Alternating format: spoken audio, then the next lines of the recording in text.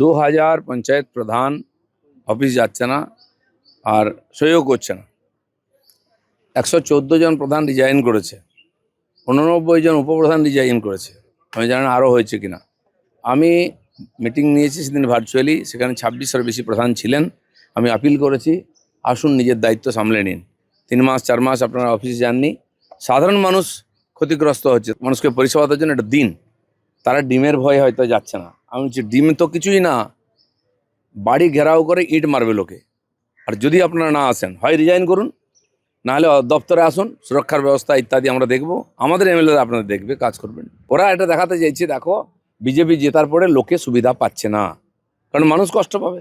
একটা মাস দেখছি আমরা কতটা কাজ হচ্ছে, কারণ জিরামজির কাজ শুরু হয়েছে, সেখানেও প্রধানদের সই চাই, নাহলে অ্যাকাউন্টে টাকা আসবে না।